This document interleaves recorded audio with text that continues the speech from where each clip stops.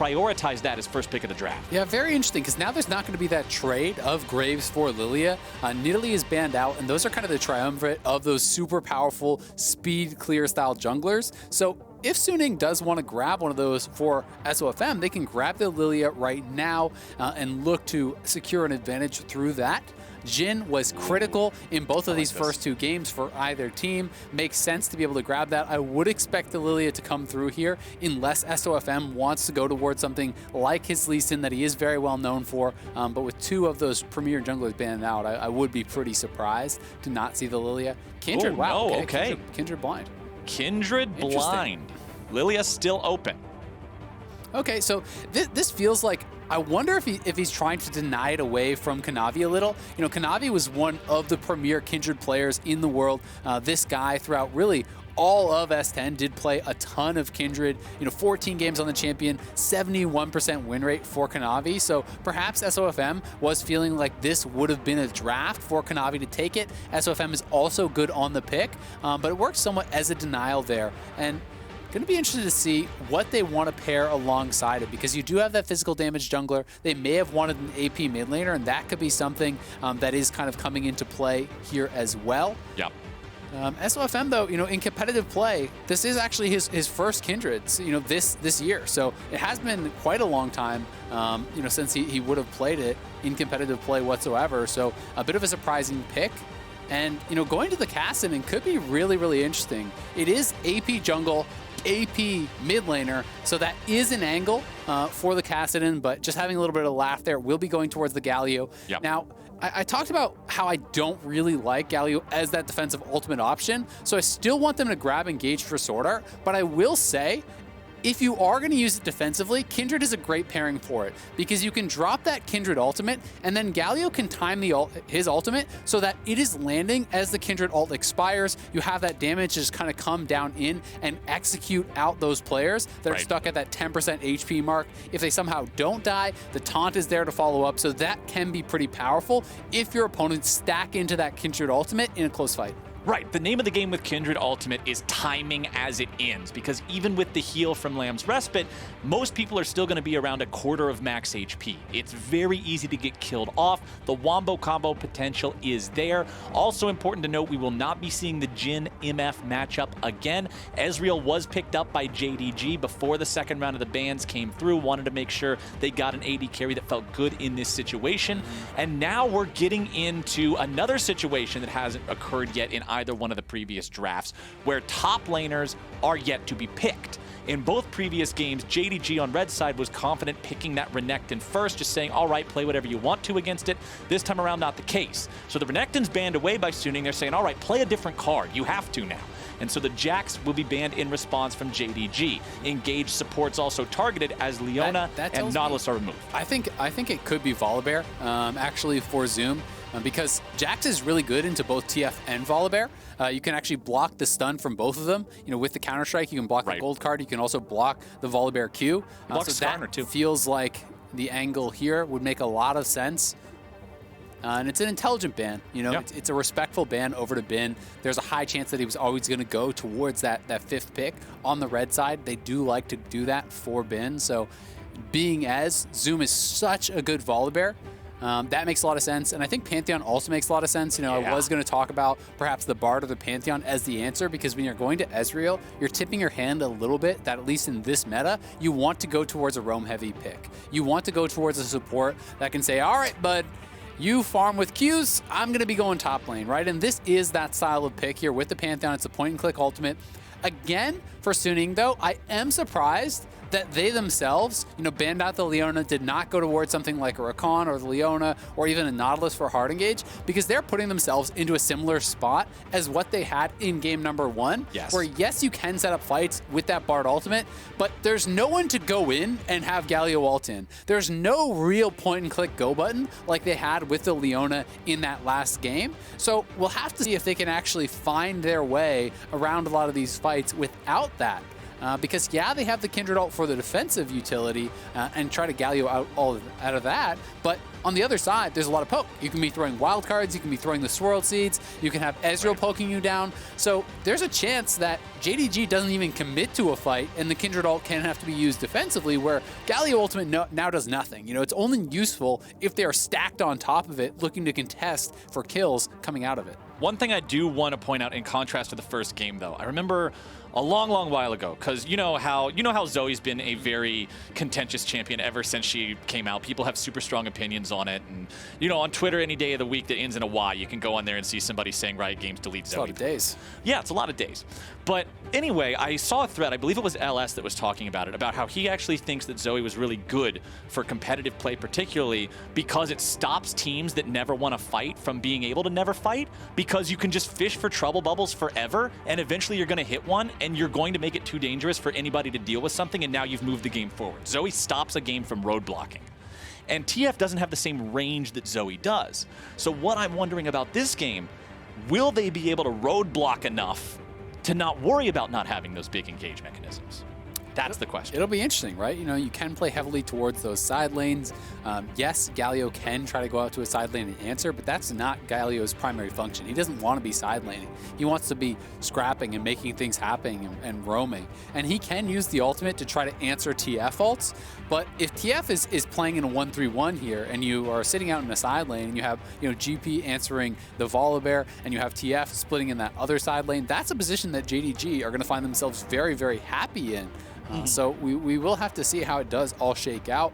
Yes, you can also attack that Gangplank, because if you can stack waves, sure, you can actually, you know, orange out of the Volibear stun, but you can't orange out of the Volibear stun and the gold card, which is going to come right after it, and Volibear can actually turn off the tower, plus there's potentially an ultimate sleep coming through from Lillia, so there's a lot of things to cleanse, and you can't do it all. There's point and click stun from the Pantheon, so Bin is going to have to play a pretty careful game, because this is one where if he loses control at that top side, he could be getting pushed in and dove consistently. Yeah, you mentioned how the Ezreal makes a lot of sense when you have a lane partner like Pantheon that wants to roam. I think Volibear makes a lot of sense when you have two globals that want to dive with you.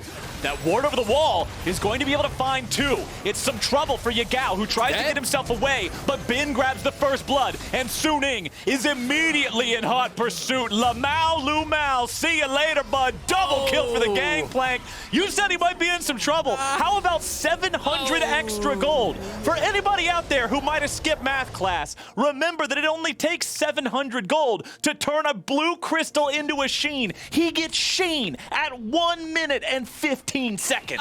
Get me out. If I'm Zoom, I do not want to have to lane against a level 1 Gangplank with Sheen. Are you kidding me? That just basically erases everything I talked about, because there's not really any chance for Zoom to actually control the wave whatsoever now. And they just had a beautiful setup there with Angel over the wall with the taunt.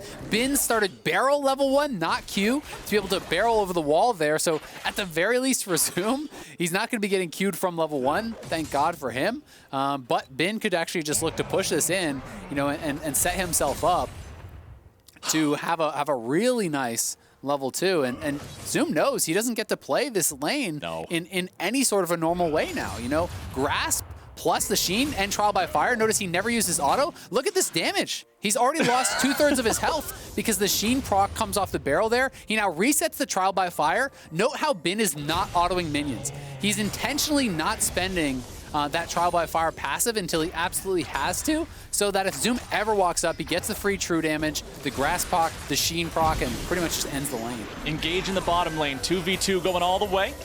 Loken takes some damage there, but now it's Huanfeng who's got to be respectful. Pantheon very, very strong in these 2v2 situations, sidestepping away from the Deadly Flourish. Yeah, Pantheon can be really powerful and frustrating to deal with when they actually have really good use of that Empowered E, of that shield, where you're absorbing and blocking out so much of the damage while, you know, dealing it yourself. But that being said, you have to be careful on your exits from those trades as a Pantheon, because, you know, if that root lands, all of a sudden you have no more spells on cooldown. You're getting hit by a Bard and a Jhin, who both have those ranged attacks, and you don't have the ability to actually turn around and fight. So you've got to be really precise with your trades when you're playing in that type of matchup. Bin with the shot from the Sheen, just with not that fair. grasp. All you do, just auto-attack the minions, get the grasp ready to go. As soon as that proc is locked and loaded, it's just a bullet in the magazine, man. Fire it off, collect your free trade win. As Suning will have control over the top side here, taking this Rift Scuttler, and that's also the one that the mark spawned on. So SofM will pick up his first mark of the game. Yep, nicely done by SofM. Going to be able to grab that. SwordArt maybe getting picked here, though. Great setup. This is a good one coming out here for JDG. Going after SwordArt, who gets a binding and lives, and they follow him over the wall. They're right into the waiting arms of Angel. And JDG, they missed the kill by less than 50 health. And SwordArt baits them into a really bad spot. Angel goes for the winds of war, but they don't quite find their target. Suning Gaming having the early game of their lives. All right, I got a little bit excited when I saw that taunt. Thought it was going to be more of a turnaround, but we are still early in the game, so they couldn't quite finish off those kills. Still, things going incredibly well for Suning. And remember, Bin had strong games where he was very far down, in the early stage, both the last two games, right? He was down 40 CS in the first game. He was down a good 20 CS in the last game. Now he's gifted the Jhin at level 1. Zoom is just in such an awkward spot, and Zoom is going to take a lot of damage there. It's just so tough. Like, he now has no TP. So both his charges of that refillable are used. And if he actually has to go back to base on a bad timing now, his game can be effectively over. Like, it's actually the second time you get sent back to base that you're just so screwed. And he's going to have to go back to base. The wave is pushing away from him. And this is going to create, essentially, a disadvantage of an additional 10 to 15 CS. Because the minions that are grouped from Zoom will be killing off Bin's minions, and Bin will be last hitting them himself. It looks like he is going to elect, instead of freeze, to just push and reset and save his TP. So either way, it's an absolute disaster for Zoom, and really through no fault of his own. Right. It's just one of those situations where this is an unplayable lane, and you've just got to try to not die and pray that your team can carry you to victory. It's all about that level 1, right? Because when so many people are involved in the fight, the only way Gangplank gets the money for the Jhin like that is if he gets both of the kills.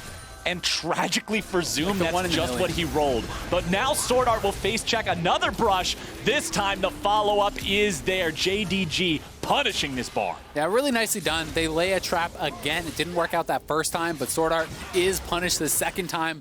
And even worse for him, he actually portaled into Loken, so giving Ezreal the kill there, definitely what you don't want to have happen. Right. So JDG are honestly navigating this out about as well as they can. Loken is in a good spot now. He already had the tier, he gets an early kill. Sure, Zoom is not going to have any fun this entire game, but doesn't mean you can't win. LvMao might not be having any fun either. Deadly Flourish hit the mark that time around. Gangplank ulti summoned up. Just get the assist money in there as well. Feels Goodman.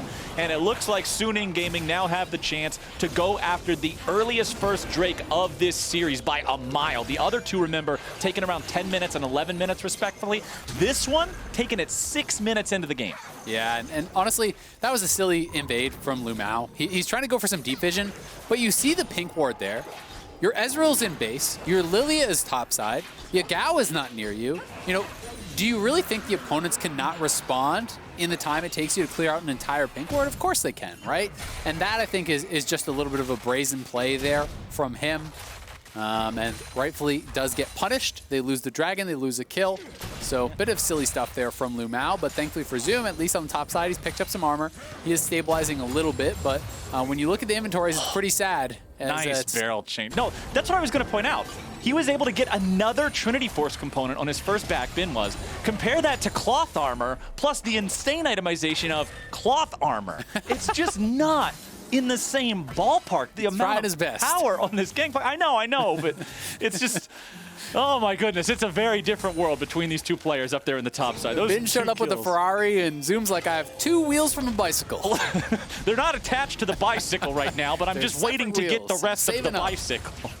Unfortunately, needs a little bit more money to get the full-on bike, and he's not going to get there for a while. Yeah. So that top lane's going to keep going the way of Bin, and like you already pointed out, the important thing will be to see how he's able to impact these mid-game fights, playing from a power position instead of a position of recovery like he has in the previous 2 matchups against the Renekton, where he was pressured early on in the lane and just sort of had to concede a lot. Bottom side, Loken might be able to pick himself up a plate here. Yes, sir. 160 gold in his pocket on that one does have a minion lead as well, but plenty of minions to farm up there for Huanfeng to get that one a little bit closer. Yeah, and honestly, credit to Zoom.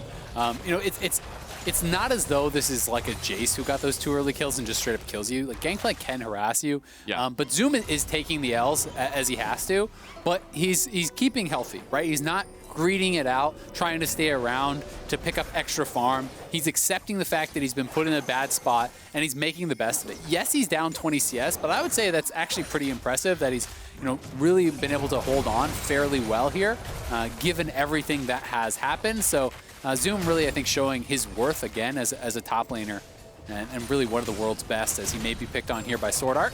Yeah, both these top laners are such high caliber. You mentioned already about how it's so cool for the LPL that now they have this native talent showing up, and to have them going at it like this in the 1v1 in this quarterfinal series, they just get to really show what they're worth. SwordArt up here will not facilitate even a summoner spell being expended, so Zoom's still happy about that. The Volibear does have the ulti, and remember the Volibear will still have a significant impact in a fight because of the extra health he gets there, even if he's behind. 9 minutes. He's strong. Yeah, Triforce versus Ninja Tabby. Not the most even matchup. Cool shoes. And as I'm saying, the Volibear will be impactful in a fight even if he's behind. Well, you just can't quite match the same impact as Trinity Force Gangplank. I mean, JDG have no business fighting this. I actually think it's silly that they even moved up. I would much rather just see Ezreal just farming down on bot side. Allow Jhin to go top side and answer this, and have your Ezreal pushing down on bot side, try to take a plate, try to get more gold into the hands of the Ezreal, because he's going to have to do the heavy lifting. You're going to the side of the map where it's Ninja Tabbies versus the Triforce and saying, all right, let's fight it out, bro. It's just not going to work. Well, Deadly Flourish finds the Volibear. Nice ult. Stun into the wall, will be stopped. Now, let's see how good Huanfeng is at aiming. 3 for 3. Oh, the flash away from the 4th one just to make sure of it. Huanfeng on the Jhin, losing nothing in between games 2 and 3 here. The skill the man's got to hit those shots, so very important, and it means that first turret's also going over to Suning. That Rift Herald guarantees it 2,500 gold lead 10 minutes in. That Jhin ult may not have been from inside the enemy base, but it was still pretty good. Hit 3 and 4, only missed 1 when the enemy flashed, so... You know, You'll take that. We'll give him a passing grade on that one. He's looking good, and you can see Bin and Huanfeng really, really rich already. SofM up there as well. Angel, you know, doesn't have as much gold, but honestly, he doesn't really need it. He's just going to be working towards playmaking items. He has the Predator boots on Lucidity.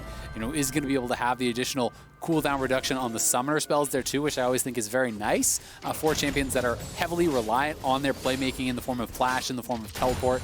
Work towards that proto belt, which is even more playmaking, as well as the wave clear. AoE passive on your auto, your Q is AoE, your E is AoE, and you can proto belt in pretty much one-shot waves. So it allows you to just push out the wave and move to the side lanes where you're trying to make things happen. Suning Gaming not falling asleep at the wheel here, wants to continue building this lead up as effectively as possible, moving into the mid game now, rotating all over the map, picking up more plates. We've still got 2.5 more minutes of plate-based gameplay. There's plenty of standing gold on this map for either team to try to take, and with the lead Suning has, you expect them to be the ones looking to smash those plates, either in mid or in bottom. Bin is down here now dealing with Loken. The Gangplank still very strong, has the free boots kicked in, so that now he's got a little bit of extra move speed here too. TP shows up. Suning is going after the Drake, and they're making sure they got all the firepower nearby to do it. JDG will be moving towards this area, trying to collapse. I don't think there's any reason to really fight this. Your opponents already have priority. They got there 10 seconds earlier. Doesn't really mean a whole lot's going to happen. TP comes through. Nice turnaround. SwordArt again in a bad spot. SwordArt taken out at the very, very end of the fight. LvMao grabbing the kill on that one as SofM and Yagao are into the 1v1, but it will not be a 1v1 for long. LvMao showing up now as SofM goes into the Lamb's Respite. Here comes Galio. Here comes Jhin. The whole damn party's here, baby. It's time to get crazy as Suning Gaming shows how you back up your boys in enemy territory. Yeah, and JDG are just overforcing. They don't need to continue chasing onto these plays. They're looking to fight at a time where their opponents are so damn strong. You know, I feel like they can play it more passively, let Ezreal get the 2 items, allow TF to try to play to the side lanes, and just try to slow this game down a little bit, because when you're going into these scraps, Suning is playing from such an advantage that it's really hard to see them winning out in a lot of cases, and Suning is making the most out of it. And Yagao falling there 0, 2, and 0. Now remember, the first death was the level 1, and now this second one here to the Kindred in that 1v1 in the enemy jungle. SofM 2-0-3. We were surprised in draft to see him opt in for this pick with the Lillia still up. But now let's take a look at this replay here in the bottom lane where SwordArt died at the start. Yeah, it was a great turn, honestly. As soon as the TP is coming back in, SwordArt just kind of wants to slowly walk it back out, but the flash in from LvMao there, finding the kill. And then SofM, he is low, and that looks very scary, but he knows with just a Rod of Ages, there's no CDR built up on the TF. Once he spends that first rotation of spells, it's going to be a long time before he gets another gold card, before he gets another wild card. So he can actually punish during that window. And then despite the fact that LvMao got up there, might have been able to punish in the 1v1, Galio is there to back up his jungler, and SofM already in a really, really good spot. Has the Warrior, has the Merc Treads, which is going to really lower the chance of just kind of getting CC chained before being able to ult, because there is a ton of CC over on JDG.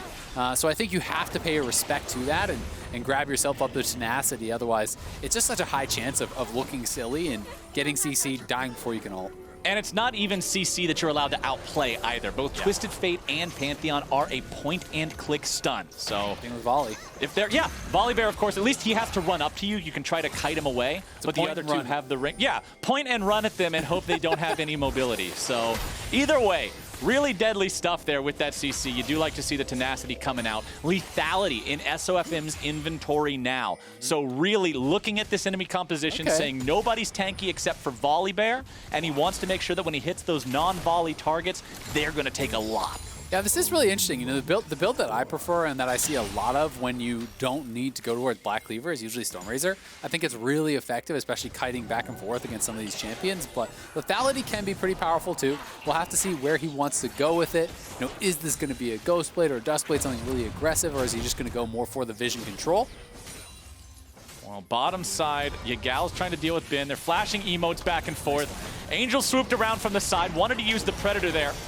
But Loken will get away. Yagao! He joins the fight, but then he has to flash away to try to survive. Curtain call. Let's see what they're able to find with this one. SofM forced to use the Lamb's Respite, keeping himself alive. Loken's still barely living, but you can't say the same thing for LvMao. He gets picked off in the jungle, and look at what Suning is able to do. You've got to focus on so many different things at once, because they're starting to fight in the mid lane. They're falling back. They're punishing you when you TP in. Now they're going to start a fight on the flank, and that's where they grab the kill. This team is on the same page, and now they're taking their third turret of this game. JDG is falling apart. That ult from Yagao smelled a little bit like Tilt to me. When you're ulting in front of multiple members from the opposing team, no stopwatch, no Zonias, your team isn't there to back you up, not only did that cost him his flash, his health bar, and eventually the turret, Loken had to actually block out so many of that shots that Loken also couldn't stay to defend. So not only are you losing the bottom lane tower to GP that no one's marking, you lose a member in the jungle, you lose your mid lane tower, Ezreal and TF have to go back to base.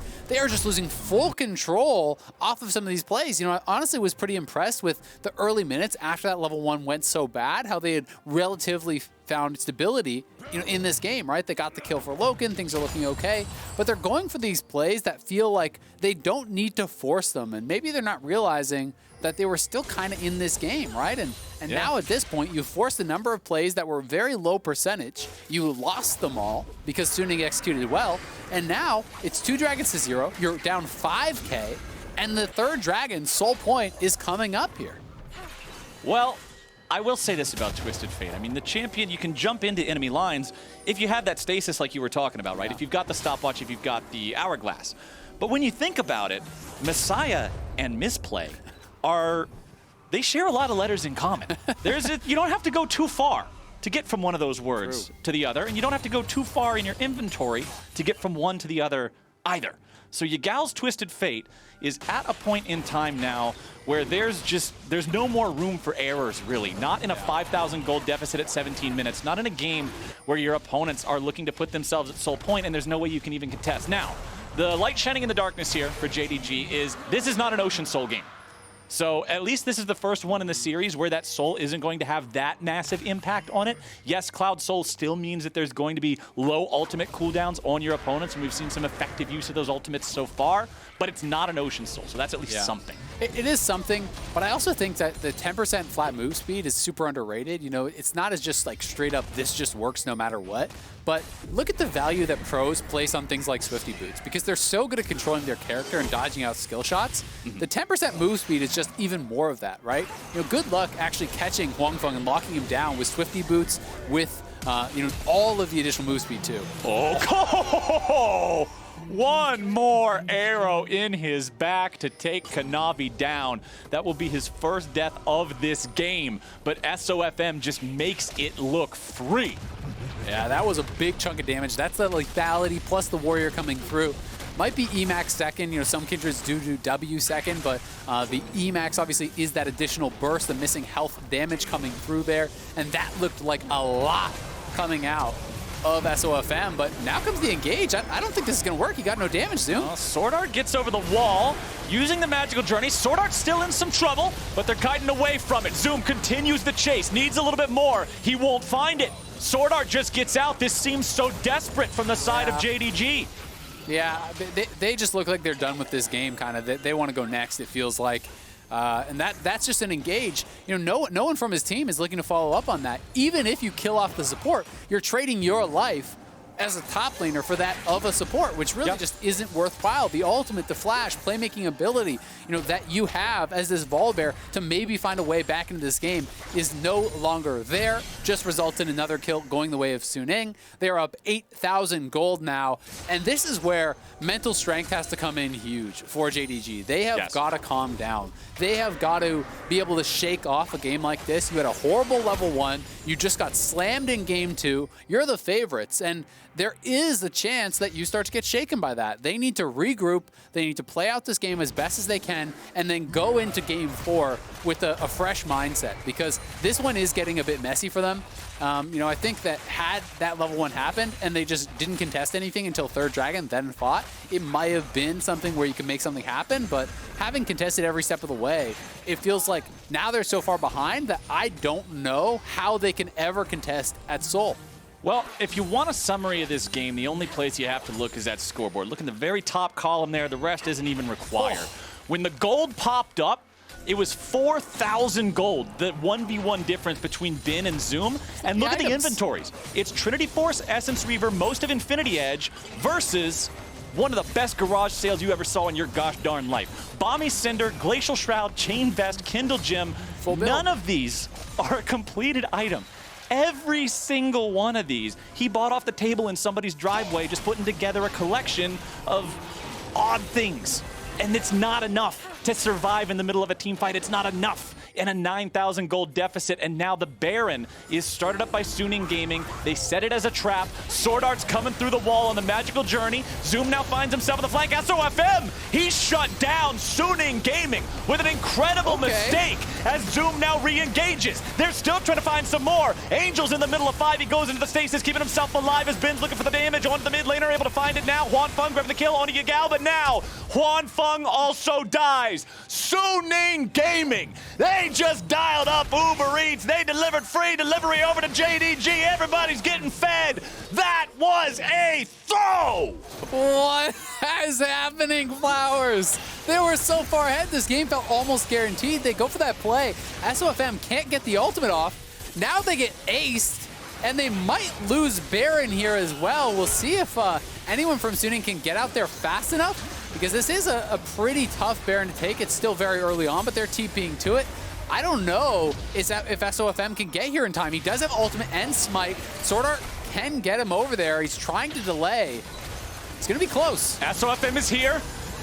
Over the wall, can he get it? No. SofM jumps in. Baron will go over to the side of JDG, but it is already 2 kills for the follow-up attack from Suning Gaming. They have managed to at least get something off the back of this, but what was a 9,000 gold difference has now shrunk back down to a little bit over 5. There's some hope now. There's a little bit of a light at the end of the tunnel here for JDG. The problem is they die right before Soul comes up. So the initial play, yes, it's super aggressive, but you're so far ahead, I don't really have a problem with it.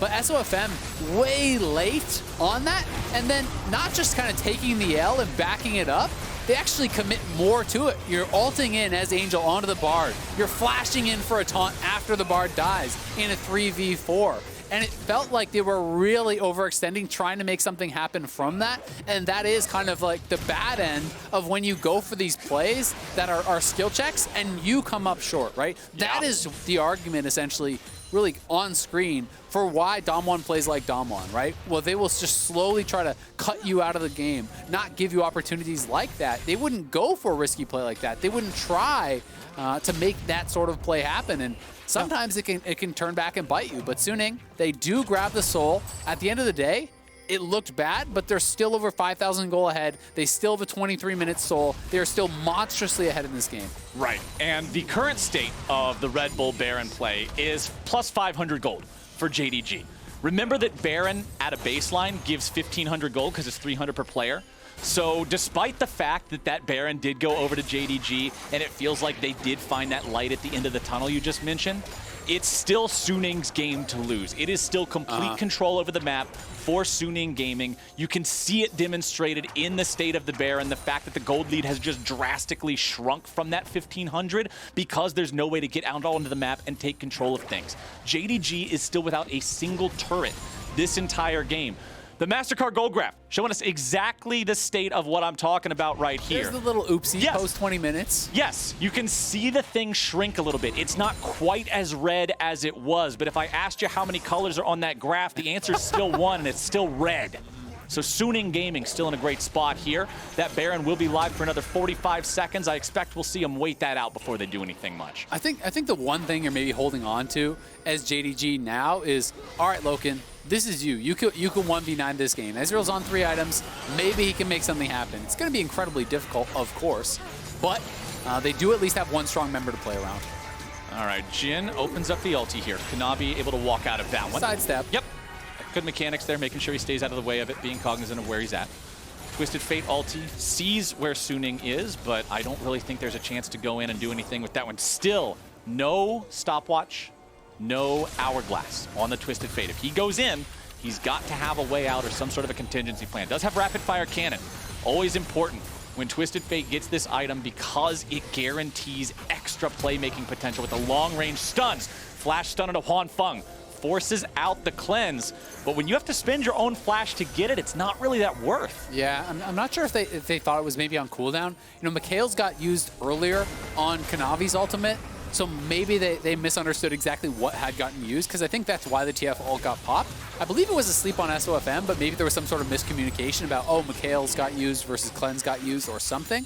Yeah. Hard to know exactly what happened there, but in the end, it is that Cleanse down. So that's something that they can maybe look towards. Mikhail's is down, Cleanse is down. If you could get some sort of a flash engage on Huanfeng and kill him off right at the start of the fight, maybe Ezreal can get you the rest of the way. So we'll see if they can get anything done here. SofM, kind of funny, he's just farming the camp over the wall while Zoom is hitting it. Well, that's one way to do it. Just a little bit of cooperative PvE gameplay. All right, let's take stock of where everything's sitting. 6,000 gold lead. Baron is worn away. 2 minutes till the Baron's up. 2.5 till the Elder. Zoom is in a bad spot. And all of Suning is about to tell him exactly how bad of a spot it is. Zoom wants to escape, but I don't think so. Huanfeng, again, the man getting paid, the one taking the kill, exactly where they want that money to go. Look at the itemization on the Jhin. Infinity Edge, Storm Razor, Rapid Fire Cannon. Still has more to work on, but damn is he already strong. Tier 2 falls in the bottom lane, and that means every turret not located in the enemy base has collapsed. Suning now pressuring the bottom lane inhibitor turret of JDG. They'll take that one down without a fight, without a contest. And now they're looking at the inhib itself. If you get this inhib removed from the map in time for those big buffs spawning, it does a lot. It creates a ton of extra pressure, and they'll do just that. Suning not wanting to stick around now, trying to get themselves away. Zoom is alive. Suning taking the magical journey, getting themselves away. Yagao went for the flank, but it was subverted by the magical journey. Suning continuing to run away, but now here's your engage. It's Angel who gets caught out, but Angel who flashes away. SwordArt now the nearest player to the side of JDG. Yagao looking to catch up to these guys, but remember, the Twisted Fate has no flash to pair with the gold card. He used it in mid lane.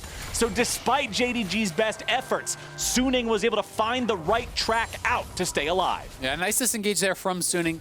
did feel like in a more even game, maybe that's an overstay, but because of how strong they are, they were able to stay around long enough, rush down that inhibitor. You could tell JDG wanted to try to stall things out. They had Yagao pushing up on that top side, and I think they were hoping that Suning would not hard commit to going for the inhibitor. That would be a trade of wave top for maybe the inhibitor tower down on that bot side, and when Suning stayed around, they saw an opportunity to maybe punish, to try to go for something. So, even though they didn't have a perfect angle for the flank, I respect the attempt at an engage. That is playing to win, instead of just playing risk averse and playing to not lose. And I think, they have really kind of calmed down and been playing a lot better over these last couple minutes after they got those kills, after they got the Baron. Yeah. It feels like they were saying, all right, we can actually win this game. Let's slow it down. Let's play a little bit more intelligently. Let's see what we can get done.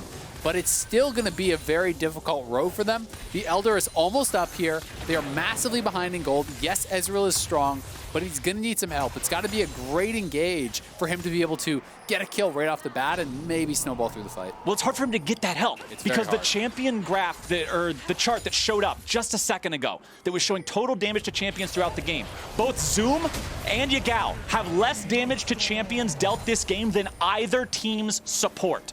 LvMao's Pantheon has done more damage than Twisted Fate. That is the state of this game for JDG. It is a very difficult point to play from because it is showing the difficulty that Yagao has had doing much of anything. 0-3-3 on the TF. The Elder Drake is up. Suning sees that Twisted Fate ulti has been used here. They're just making sure they don't put themselves in a bad spot before that one goes through. LvMao now going to be tanking a lot of damage. Curtain Call opens up, and it's Angel in the back of the enemy team. All of JDG having to deal with the Galio. Curtain Call shots continuing to fire through. Gangplank ulti summoned up. Very low health bars across the board here for JDG. Deadly Flourish finds Zoom, but nobody else is there. Kanavi now back in the mix. The red buff is up, but can he stick around to try to contest this one? I don't think so. JDG, they have to reset. Everybody's in pretty poor shape here. Yes, Kanavi is full HP. Does he go for the flash over the wall? Does he go for an attempted steal? He can't now anyway. The binding finds him, and now he's in stasis. Angel coming around. He's looking for Loken. Remember, the Ezreal's the one hope they might have. Angel continuing to move forward, now falls back to the rest of the team. Suning, they've got the Elder, they've got control over Summoner's Rift, they've got minions in the enemy base, and they've got time for Baron. They're going to grab the Baron here. Really nicely played by Suning, not allowing JDG to ever even have that chance at a fight. Controlling vision in the enemy jungle so completely that Yagao was forced to use the TF ultimate just basically to scout, to try to get a handle on where Suning may be, to see if there was an angle of approach, and there was not. Kanavi never had a shot at going for a smite, and that is the kind of clean play that you do want to see. Suning calming down after what was, a foolish fight in mid lane, giving JDG another lease on life. They have been playing out since then very, very cleanly. They grab the Soul, they grab the Elder, they grab the Baron. They have everything they now need to close out this game. For the next 90 seconds, they will have both of those huge buffs. Elder is only going to be on for that duration. Baron will be up for another minute thereafter. So I expect Suning to push very, very hard during this next minute of gameplay. Look to end the game here. Use the power of a 9,000 gold lead and both super buffs to just end this game, put themselves at match point, and take us to game number 4. JDG will have to play just perfectly. And honestly, Suning will have to make some pretty big errors to lose any fight with this current game state. Yeah, and they've already set up all the waves, so they're just not even going to get a chance to really wait it out. Bot lane already had the inhibitor down. SofM zoning multiple members off on the side. Mid lane was getting pushed in by Bin, so this tower is just gone too. And that's going to be triple in him, because if you're not fighting at the inhibitor tower, you are not fighting anywhere except at your Nexus with that Elder up. You can see that Suning realizes this, but Zoom's stepping a little bit far forward. You've got to be careful. Just a little bit of exposure to the enemy team means 1/3 of his health bar, and that's the tank. The tank that only has 2 items, 32 minutes, excuse me, into the game because of the state of the level 1, because of Bin getting both of those kills. It has echoed so much throughout this game. Curtain Call opens, Yagao and LvMao run away. Pantheon blocking some of the damage here with the E. as now both Nexus turrets are taking a beating. Now. Nexus turret number 1 is down, but Elder being gone means JDG might have their only chance right here. They make the move onto SofM, but the Lamb's Respite is in time. Angel finds the taunt onto 2. The fight is done before it even began. A double kill for Ben, an absolute destruction of JDG, and another promising game for Suning. They will get the triple kill onto the Gangplank. They will get themselves a win, and they will take us to match point. Suning up 2-1 now in this series. And what a crazy game. The level 1, Bin starting with 2 kills and a Jhin as he walks into lane against Zoom, who had absolutely no fun in this game. You pointed out his damage being lower than that of the supports, and it's understandable. He doesn't get to do anything except try to survive once he was put into that position. Very difficult for him. Suning really crushing through from that point. They had the one slip up mid lane, but this was an incredibly dominant game. They snowballed their advantages, stacking towards Soul, taking the Elder, taking the Baron, making sure that they were closing out this game, as fast as they could, as well as they could. For JDG, they have got to just be able to try to shake this one off. It is hard. You are the favorites. You're expecting to challenge, for the World Championship, and now you're at match point in the quarterfinals, but you have got to shake it off and just say, hey, that's a level 1. It went bad. It happens. And try to go into this 4th game here with a clear mindset. Because if they do not, I think they're going to be run straight out of this series in a 3-1. Well, the promising thing about that is what you pointed out after that throw in the mid lane, where Suning was just a little bit too hyphy on how far ahead they were, and JDG managing to come back a little bit. It seemed like they were able to get back some of that level-headedness. It did look a lot Hopefully they can come into game 4 with that mindset you're talking about. We're